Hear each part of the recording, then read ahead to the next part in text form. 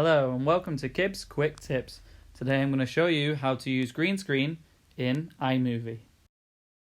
First of all, choose what video or image you would like to be in the background of your video.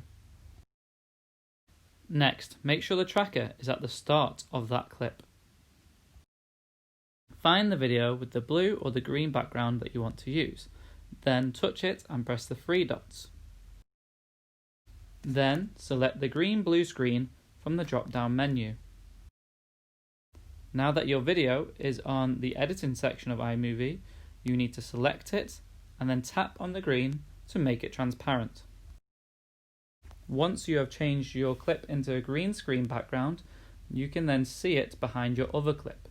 All you then have to do is to change the length of the clips so that they are the same length of time, and you just do this by selecting the clip and pulling it to the correct length.